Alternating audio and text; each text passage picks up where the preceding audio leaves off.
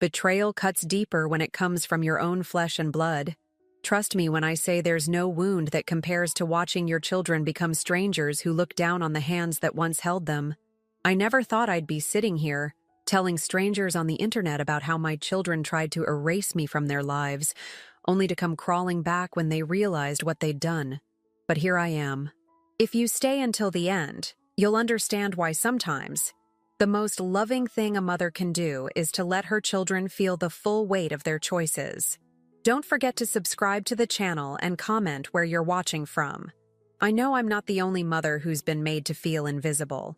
My name is Daisy Gagnon, and until last year, I was just another cleaning lady in Los Angeles. Invisible to most people, especially my own children. For 30 years, I've scrubbed toilets, polished silver, and vacuumed floors in homes worth more than I could earn in 10 lifetimes. I've cleaned up after people who couldn't be bothered to learn my name, even after I'd been working for them for years. But none of that ever bothered me the way my children's shame did. My ex-husband, Henry, left me for his 28-year-old secretary 15 years ago. Classic, right?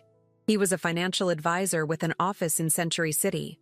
I met him waiting tables when I was 19. He was my ticket out of waiting tables 6 nights a week while taking community college classes during the day. We were married within 6 months. I thought I'd won the lottery. Our son, Isaac, was born a year later, followed by our daughter, Matilda, 2 years after that. For almost 20 years, I was the perfect wife and mother. I hosted dinner parties for Henry's clients, volunteered at the kids' schools, and made sure our home ran like clockwork. I put everything, my education, my ambitions, my identity, on hold. I became Mrs. Henry Gagnon, and I was content with that. Stupid, perhaps, but content. When Henry left, he took everything. The house, the savings, the lifestyle. His lawyer was better than mine. Much better. The divorce settlement was brutal. Child support barely covered groceries, and alimony was a joke. I found myself, at 43, with no real work experience, no degree, and 2 teenagers who blamed me for their father's departure. If you hadn't let yourself go, Dad wouldn't have left, Matilda said to me once, during a particularly vicious argument when she was 17. I weighed the same as I did on my wedding day, but Henry had convinced her that I'd somehow failed as a wife, that I'd driven him away. I started cleaning houses because it was the only job I could get without a degree that paid enough to keep us in the school district. I worked for an agency at first, then built my own client list. For 15 years, I've cleaned the homes of the wealthy, including friends we used to socialize with when I was Mrs. Henry Gagnon. The same women who used to invite me to their charity luncheons now leave me lists of chores. Isaac and Matilda grew up and moved out. Isaac went to UCLA on a scholarship Henry's parents provided, then business school. Now he works at some tech startup in San Francisco, making more money than he knows what to do with. Matilda went to USC, then got her master's in marketing. She works for a luxury brand management company. Both of them married well. Both of them visit rarely. Both of them call only when they need something.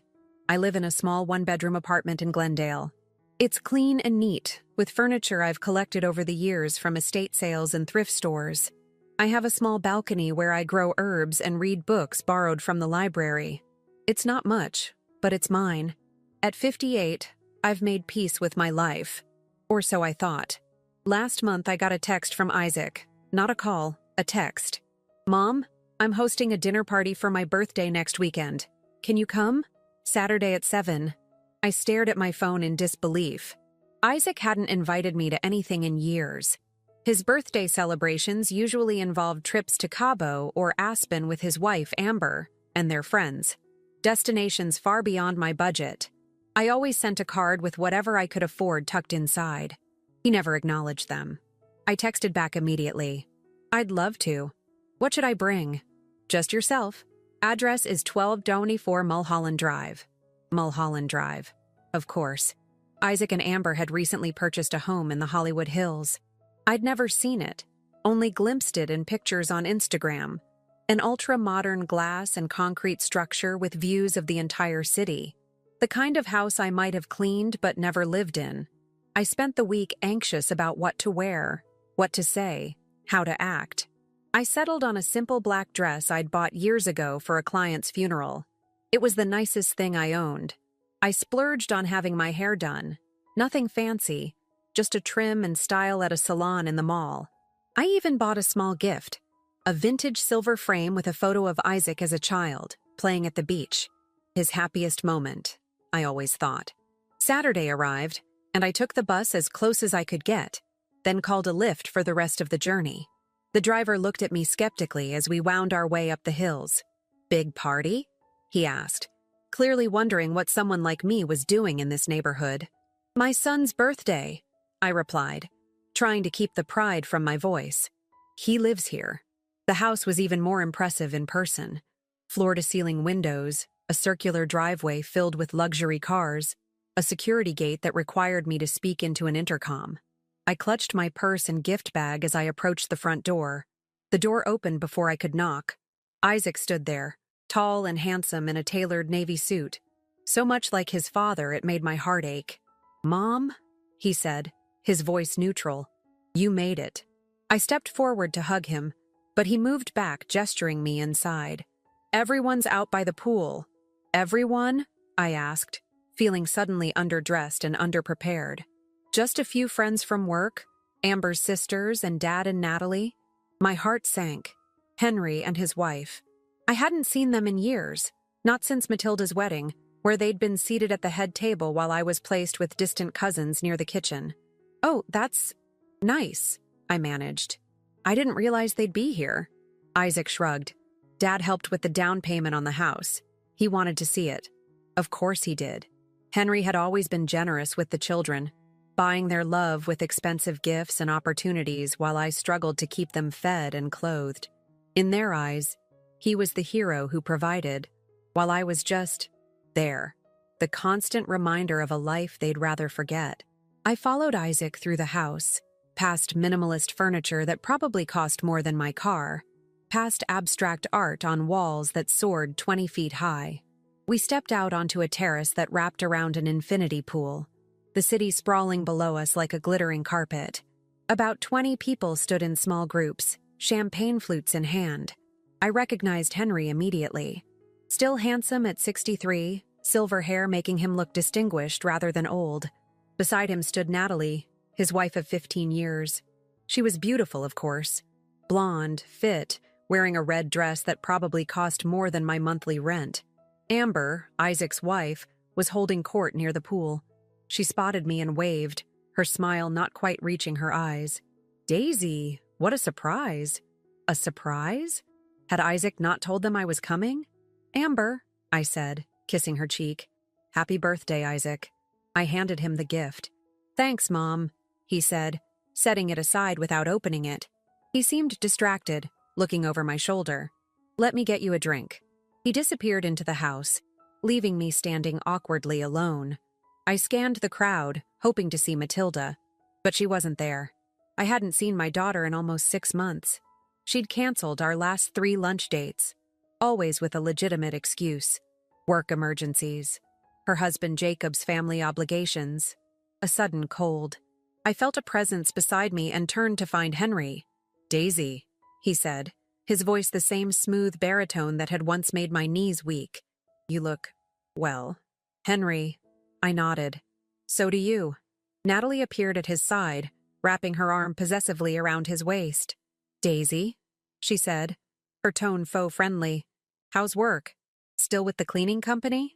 Before I could answer, Isaac returned with a glass of white wine. "Here, Mom." "Thank you," I said, taking a sip to hide my discomfort. "Is Matilda coming?" Isaac's expression tightened almost imperceptibly. "She and Jacob are in Paris this week, Fashion Week, her company center." "Oh," I said, feeling the familiar sting of exclusion. Matilda hadn't mentioned any trip to Paris when she'd canceled our lunch last week. That's wonderful for her. An awkward silence fell. I searched for something to say, anything to break the tension. "The house is beautiful, Isaac. You must be so proud." "It's a good investment," Henry interjected. "Property in this area appreciates quickly. I've been telling him to buy up here for years." "I love the view," I said, determined to keep the conversation going. "It's spectacular at sunset," Natalie added, We were just saying we should get a place up here ourselves. For weekends. As if the Malibu beach house wasn't enough. I sipped my wine, trying to ignore the knot forming in my stomach. I should never have come. I didn't belong here, among these people with their casual references to million-dollar real estate and impromptu trips to Paris. I was the cleaning lady, the ex-wife, the obligation. Isaac, a man's voice called from across the terrace. Come settle a bet. Isaac looked relieved at the interruption. Excuse me, he said, already moving away. Make yourself comfortable, Mom. Food's inside if you're hungry. I watched him walk away, leaving me with Henry and Natalie. They exchanged glances. Then Henry muttered something about needing to speak with someone, and they, too, drifted off, leaving me alone. I stood there, clutching my wine glass, feeling every bit the imposter. In my sensible shoes and mall-styled hair, I might as well have been wearing my cleaning uniform with Daisy's cleaning service embroidered on the pocket. I made my way to the edge of the terrace, looking out at the view. It was beautiful, the city lights beginning to twinkle as dusk settled. I found myself wondering how many of those lights belonged to homes I'd cleaned, how many toilets I'd scrubbed, how many floors I'd polished, how many shelves I'd dusted. I wondered if anyone here knew what my hands looked like up close. The calluses, the perpetually dry skin from years of harsh chemicals, the slightly bent index finger from when I'd broken it falling off a step stool at Mrs. Abernathy's house and hadn't been able to afford to take the day off to go to the doctor. These were the hands that had cradled Isaac when he was born, that had wiped Matilda's tears when she'd fallen off her bike, that had packed their lunches and hemmed their clothes and stroked their foreheads when they were sick. These were the hands they were ashamed of. I stood alone on that terrace for what felt like hours, watching as Isaac circulated among his guests. Not once did he look in my direction or attempt to include me in any conversation. I was a prop in his life, the dutiful mother who had shown up to play her part before being conveniently forgotten. The sun had almost set when I decided I needed a moment to compose myself. I slipped inside, searching for a bathroom where I could have a moment of privacy. The house was a maze of sleek corridors and open spaces. I found myself in what appeared to be Isaac's home office, a minimalist space with a glass desk, a leather chair, and floor-to-ceiling bookshelves filled with business books and expensive-looking art pieces. I was about to leave when I noticed a framed photo on the desk. I picked it up, expecting, hoping, to see a family photo. Perhaps the beach picture I had just given him, already displayed. Instead, I found myself staring at a picture of Isaac, Matilda, Henry, and Natalie, posed in front of a Christmas tree. A perfect family portrait. Without me. My hands trembled as I set the frame back down. The message couldn't have been clearer if they'd written it out. I was not part of the family they wanted to remember. I heard voices approaching and quickly stepped back into the hallway, nearly colliding with a group of young men. Isaac's friends, I assumed. Sorry, I murmured, trying to step around them. No problem, one of them said, then turned to Isaac, who had just joined them. Is this your mom? The one you were telling us about? Isaac's face tightened. Yeah, this is my mother, Daisy. I extended my hand. Nice to meet you. The young man shook it, his grip a little too firm, his smile a little too practiced. Isaac's told us a lot about you. Has he? I asked, genuinely surprised. All about your cleaning business. Another one chimed in. Very entrepreneurial. Isaac shifted uncomfortably. Mom's been at it for years. What's it like?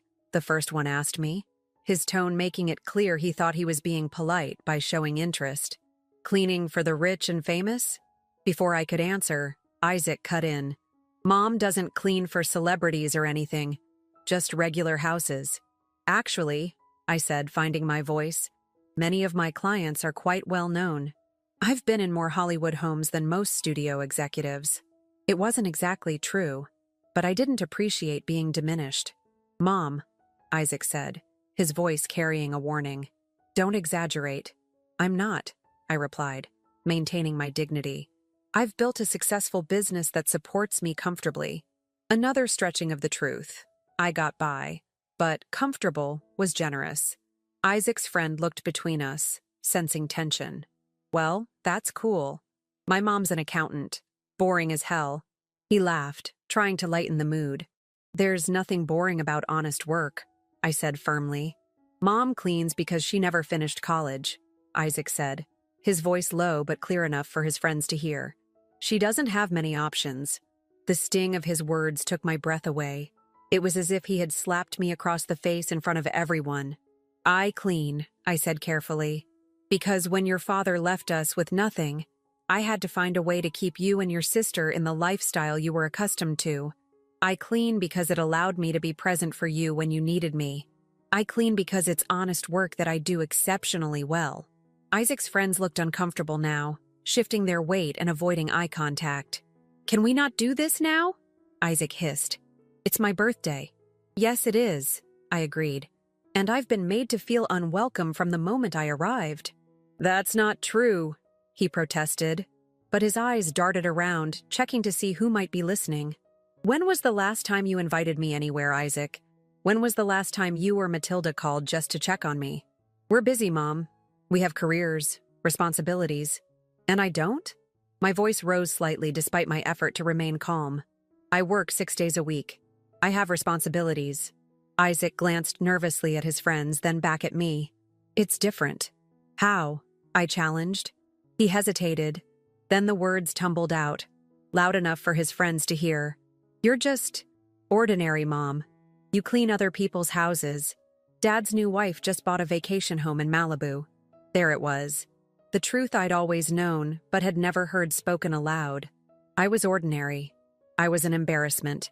I was less than.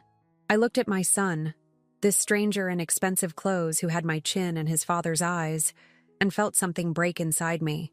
Not my heart. Something harder, more fundamental. The last thread of illusion that had kept me tethered to the belief that I still mattered to my children. I smiled, said nothing, and quietly gathered my purse from where I'd set it down. I walked past Isaac and his friends, past Henry and Natalie deep in conversation with another couple, past Amber holding court by the pool. No one tried to stop me. No one even noticed I was leaving. I called a lift from the sidewalk outside Isaac's security gate. As I waited, I looked back at the glass house perched on the hillside like a crown jewel. All those windows, all that light, all that emptiness. The lift arrived, and I climbed in, giving the driver my address in Glendale. My phone buzzed with a text as we pulled away. Mom, where did you go? Isaac. I didn't respond. Another buzz. Are you coming back? People are asking about you. A lie. I turned my phone off. At home, I kicked off my sensible shoes and poured myself a glass of wine. I sat on my small balcony among my herbs, looking out at the distant lights of Los Angeles. My city, too, just viewed from a different angle. I thought about Isaac's words. Ordinary. As if it were a sin to be common, to work with your hands, to live a life without glamour. As if the only value a person had was in their possessions, their address, their job title. And then I thought about what Isaac didn't know, what neither of my children knew, the secret I'd kept for 15 years, ever since Henry had left me with nothing but my dignity. I turned my phone back on. 25 missed calls from Isaac, 10 from unknown numbers. His friends, perhaps? A few texts from Matilda, who must have heard something had happened. I ignored them all and made a different call, to a number I'd memorized but never used. Mr. Worthington? I said when a gruff voice answered. This is Daisy Gagnon. I think it's time we had that conversation you've been wanting to have. I hung up and looked out at the city again. Sometimes silence speaks louder than words. And sometimes, after 15 years of silence, it's time to speak. Loud and clear. Mr. Worthington's downtown office smelled of leather and money. I sat across from him in a chair that probably cost more than everything in my apartment combined. Through the floor-to-ceiling windows behind him, Los Angeles sprawled like a glittering tapestry. I'd cleaned penthouses with views like this, but I'd never sat across from someone like Lawrence Worthington as an equal. Mrs. Gagnon, he said, folding his hands on his immaculate desk. I must say I was surprised to get your call. After our previous conversations over the years, I'd assumed you'd made your final decision. I had, I replied, my voice steadier than I expected. Things change. Lawrence Worthington was Henry's former business partner. They'd built Gagnon Worthington Financial together during the early years of my marriage. When Henry left me 15 years ago, Worthington had reached out, quietly, discreetly. He'd had a proposition, one that I'd rejected immediately and continued to reject each time he'd approached me over the years. Until now. May I ask what changed? Worthington was in his late 60s, silver-haired and sharp-eyed. I'd met him dozens of times at company functions when I was still Mrs. Henry Gagnon. Back then, he'd barely acknowledged me. Now, he watched me with undisguised curiosity. "My children," I said simply. He nodded as if he understood completely. Perhaps he did. "I've kept everything in order," he said, opening a drawer and removing a thick folder. "The documentation is all here. As I explained in our previous discussions, Henry never knew about the offshore accounts. The money he funneled through them is still there, growing. And with the statute of limitations expired on the tax fraud, the only person who can touch that money now is you." Out I took the folder but didn't open it. I knew what was inside. Proof that my ex-husband had embezzled millions from his clients and hidden it offshore. Proof that had been in Worthington's possession all these years. Proof that Henry had sacrificed me to protect. "Remind me why you're doing this," I said, genuinely curious. "Why did you want me to have this information?" Worthington's smile was tight. "Henry sacrificed me too, Daisy.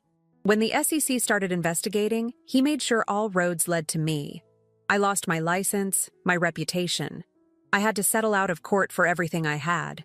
Meanwhile, Henry walked away clean, with a slap on the wrist and a small fine. He threw me under the bus, just like he threw you away.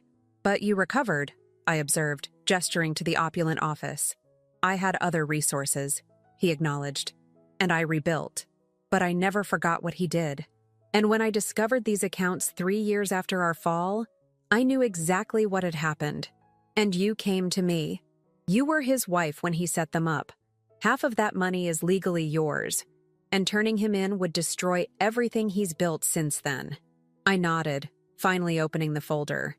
The documents inside were overwhelming. Account numbers, transaction histories, offshore company names. But the bottom line was clear. Henry had hidden away just over $7 million. Money stolen from clients. Money that should have been part of our divorce settlement. Money he'd kept secret while I scrubbed toilets to pay rent. "And you're sure about the statute of limitations?" I asked. "On the tax fraud? Yes. The SEC can't touch him now. But the divorce fraud, hiding assets during your settlement, that's a different matter. Especially in California. And then there's the court of public opinion." Worthington's smile turned predatory. His current clients wouldn't be happy to learn about his history. I closed the folder. "Thank you for keeping this for me all these years. Does this mean you're finally going to use it?" I stood up, clutching the folder to my chest. "I'm going to do what I should have done 15 years ago." My apartment felt different when I returned. Smaller, shabbier, more temporary. I'd lived there for 15 years, but suddenly it felt like a waiting room I'd been sitting in while my real life was on hold. I spread the documents across my small dining table, organizing them chronologically. The earliest dated back to the year before Henry left me. The most recent was from just 2 years ago. He was still using the accounts, still hiding money. My phone rang. Matilda. I let it go to voicemail. It rang again almost immediately. Isaac this time. I turned it off. My children had made their choices. Now I was making mine. I spent the night formulating my plan. By morning, I knew exactly what I needed to do. I called in sick to my cleaning jobs for the week, something I'd never done before, and got to work. First, I visited a lawyer. Not the overworked public defender type I'd used during my divorce, but a shark in an expensive suit whose office occupied the top floor of a Century City high-rise. I paid his consultation fee in cash and laid out the documents Worthington had given me. "Mrs. Gagnon," he said after an hour of reviewing the materials, "you have a very strong case for divorce fraud. We can file motions to reopen the settlement immediately. With these offshore accounts now discovered, you could be entitled to half of those assets plus penalties. And if I wanted to pursue other avenues as well?" I asked carefully. His eyebrow raised slightly. "Such as?" I want everything that's legally mine, but I also want Henry to face consequences. The lawyer leaned back in his chair. There are several approaches we could take. Legal remedies are one path, public disclosure is another. Both have their advantages and disadvantages. I want both, I said firmly. I want what's mine, and I want Henry exposed for what he is. He studied me for a long moment, then nodded. We can begin proceedings immediately. I would suggest, however, that you prepare yourself. This will not be a quick or easy process. Mr. Gagnon will fight back. It could get ugly. I've been cleaning other people's messes for 15 years, I replied. I'm not afraid of ugly. My next stop was a small cafe in Venice Beach. The woman who waited for me there looked out of place among the bohemian crowd with her crisp pantsuit and perfectly styled hair. Jessica Kwan was an investigative reporter for the Los Angeles Times, specializing in white-collar crime. Worthington had provided her name, saying she'd been looking into Henry years ago before the story was mysteriously killed. Mrs. Gagnon, she said, shaking my hand firmly. I've been hoping to meet you for a long time. I slid a copy of the documentation across the table to her. I believe you were working on a story about my ex-husband some years ago. Jessica didn't touch the folder, but her eyes locked onto it. I was, until my editor told me to drop it. Apparently, Mr. Gagnon had powerful friends. He still does, I acknowledged. But perhaps not for long. She finally pulled the folder closer, opening it carefully as if it might contain explosives. In a way, it did. Why now? She asked, her eyes scanning the documents. These accounts have existed for years. Worthington told me you've known about them for almost as long. Let's just say I recently realized that family loyalty isn't always reciprocated. Jessica nodded, continuing to flip through the papers. This is explosive stuff, Mrs. Gagnon. If I can verify it independently, and I will need to do that, this could be a major story. How long would that take? To do it right? A few weeks at least? I need to trace these accounts, confirm the transactions, get comments from all parties involved, including Henry. Eventually, yes, but not until we're ready to publish. I nodded, satisfied. Then I'll leave you to it. As I stood to leave, Jessica caught my arm. Mrs. Gagnon, you should know. If this story breaks, it won't just affect your ex-husband. His current business, his reputation, his family, everyone in his orbit will feel the impact. I thought of Natalie in her red dress, of Isaac's glass house on the hill, of Matilda's trips to Paris. I thought of the family photo that didn't include me. I'm counting on it, I said, and walked away. When I turned my phone back on that evening, I had 47 missed calls and over 60 text messages. Most were from Isaac and Matilda, growing increasingly frantic. The most recent ones suggested they were considering filing a missing person report if I didn't respond. I sent them each the same message. I'm fine. I need some time alone. Please respect that. Then I turned my phone off again and went to bed. For the first time in 15 years, I slept without dreaming of what might have been.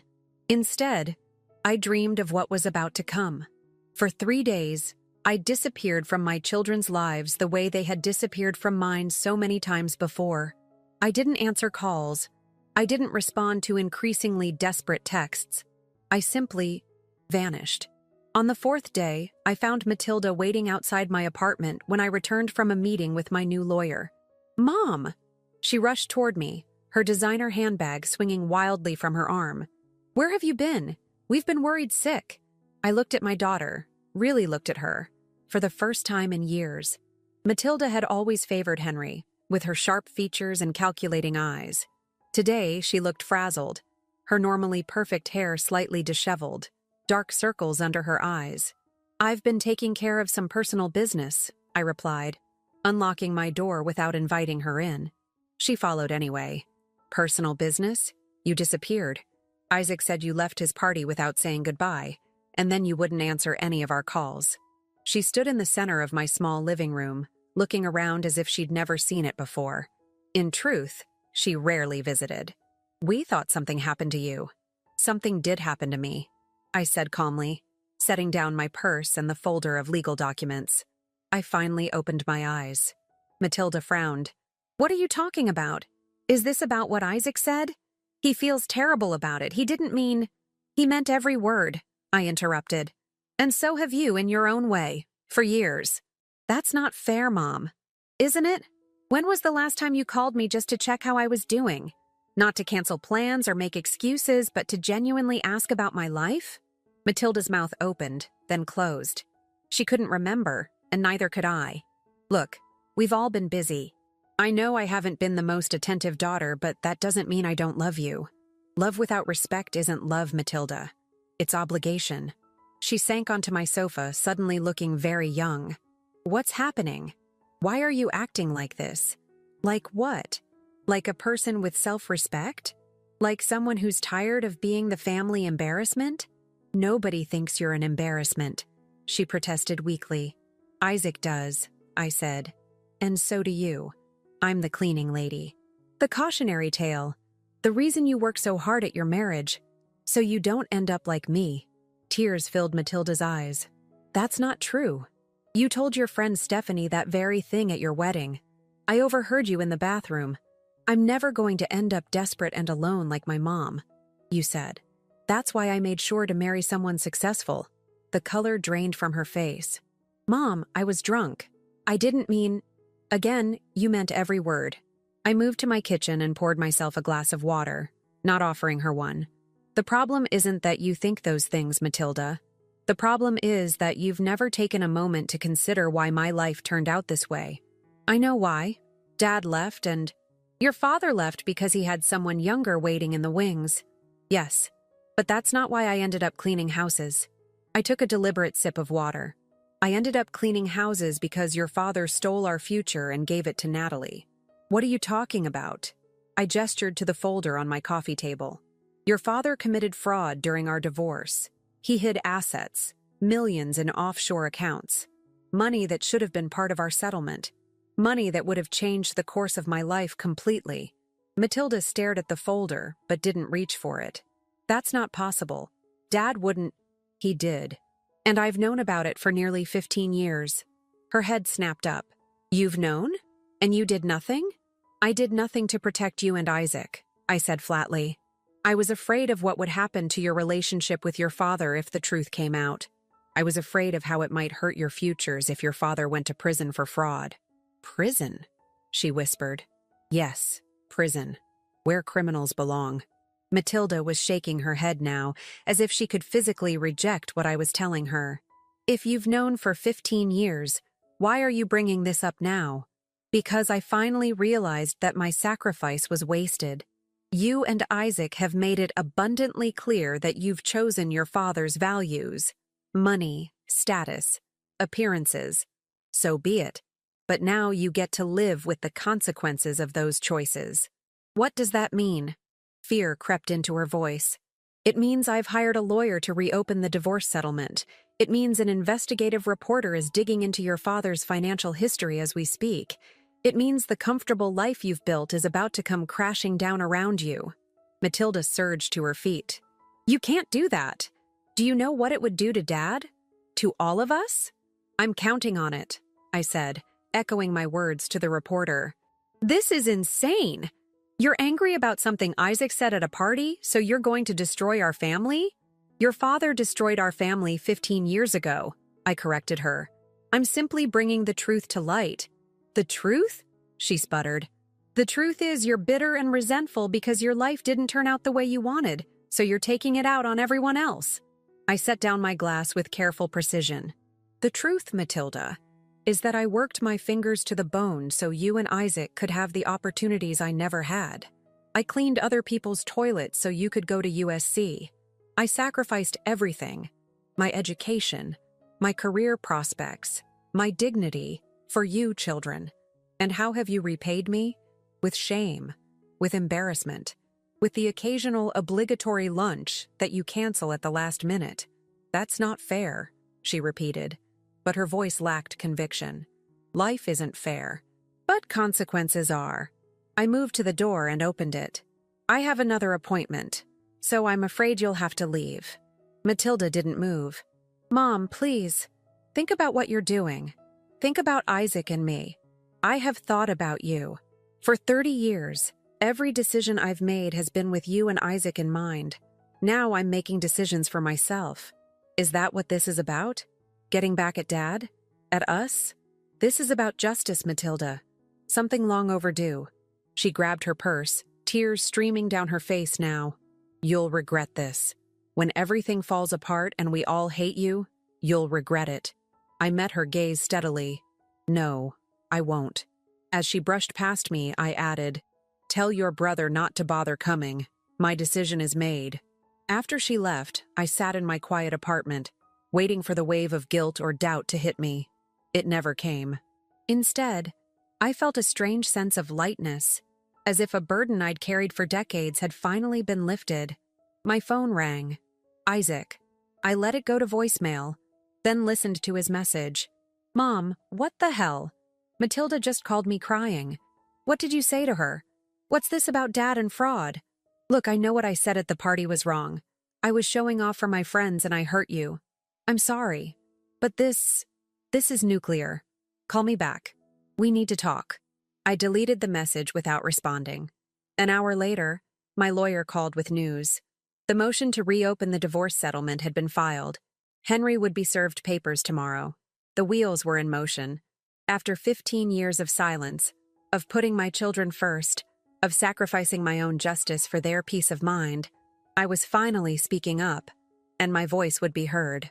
That night, I pulled out an old photo album, one of the few possessions I'd managed to keep after the divorce. I flipped through pictures of Isaac and Matilda as children, their first steps, school plays, soccer games, all the moments I'd been there for, all the love I'd poured into them. Had it all been wasted? Perhaps. But it didn't matter now. The time for motherly sacrifice was over. The time for justice had begun. I closed the album and put it back on the shelf. I wouldn't be needing it anymore. The Los Angeles Times ran the story on a Sunday. Financial advisors hidden millions, fraud, divorce, and offshore accounts. Jessica Kwan's byline.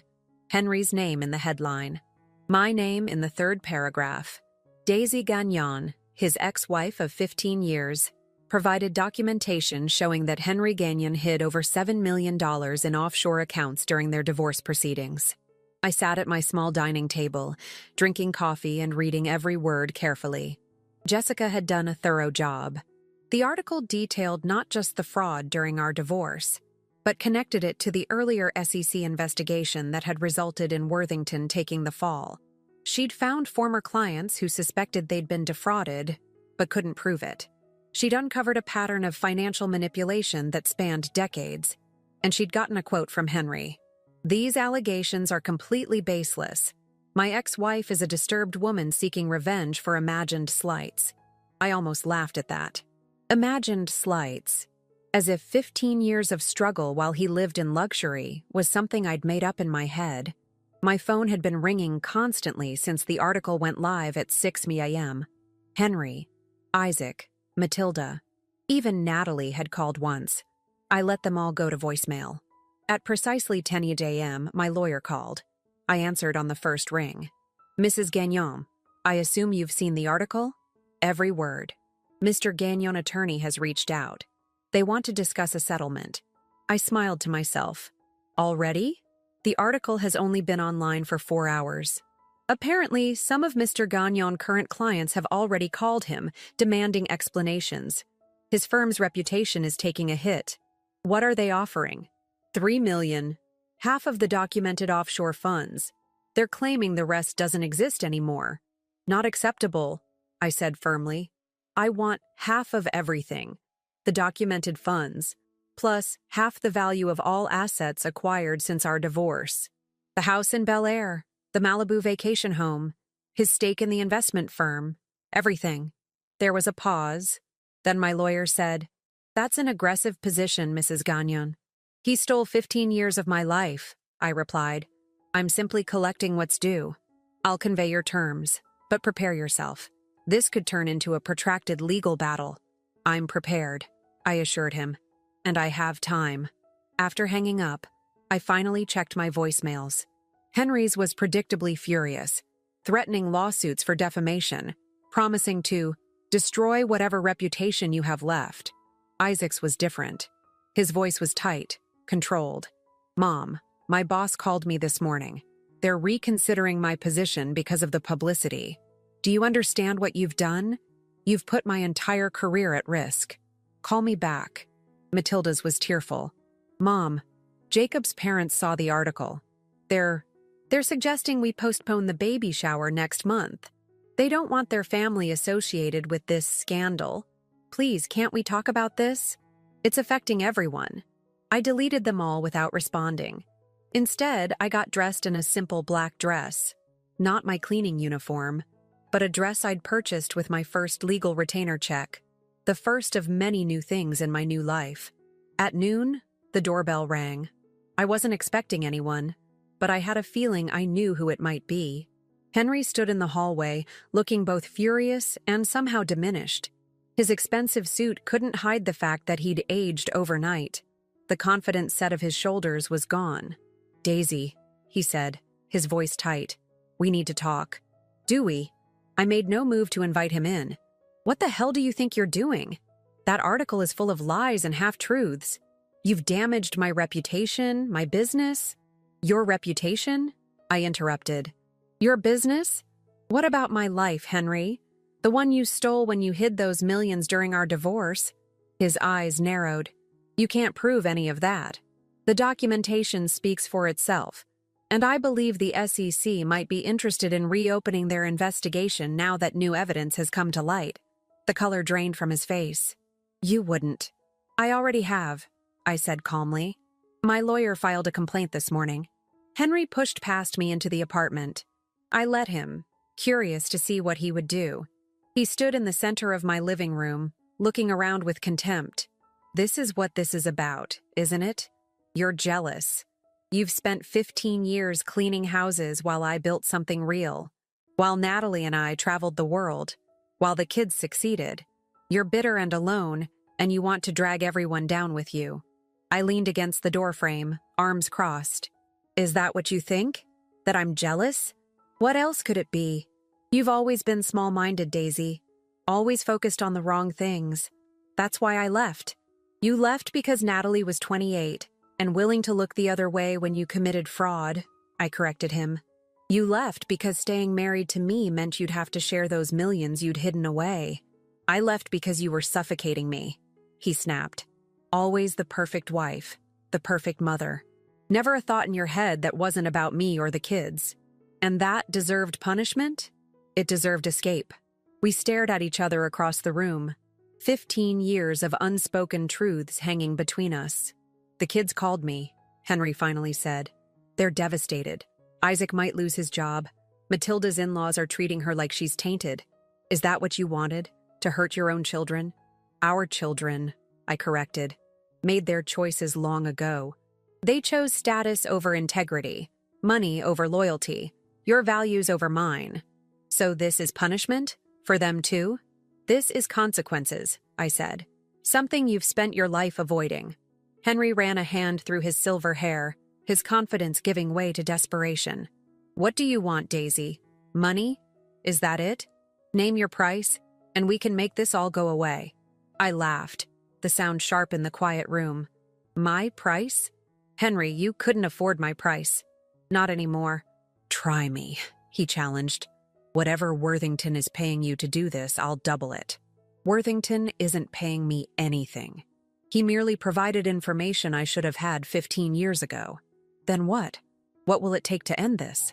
I straightened, meeting his gaze directly. "Justice," I said simply. "Complete and uncompromising justice. You'll destroy everything. The kids' lives, their futures." "No, Henry. You destroyed those things when you decided to commit fraud. When you taught our children that money and status were more important than honesty and respect. I'm merely bringing the truth to light." He stared at me for a long moment, then shook his head. "I don't recognize you anymore." "Good," I replied. "The woman you knew is gone. She died the day Isaac called her ordinary for working honest work. The woman standing before you now isn't interested in your recognition, only in your reckoning." Henry's phone rang. He glanced at it, his expression darkening. "This isn't over," he said, moving toward the door. "You're right. I agreed. It's just beginning. After he left, I sat on my balcony, watching the afternoon light fade over Los Angeles. My phone continued to ring intermittently. I continued to ignore it. A text came through from Matilda. "Mom, please, we need to talk. Family shouldn't do this to each other." I typed a response, my first in days. "We stopped being a family the day you decided I wasn't good enough to be part of it." Then I turned off my phone, poured myself a glass of wine, and looked out at the city spread before me. Somewhere out there, Henry was scrambling to save his reputation. Isaac was wondering if he'd have a job tomorrow. Matilda was explaining to her in-laws that her mother wasn't the villain they thought she was. But here, in this moment, I was at peace. For the first time in 15 years, I had stopped cleaning up other people's messes and started addressing my own. Justice was coming. Slow, cold, and without mercy. Just as it should be.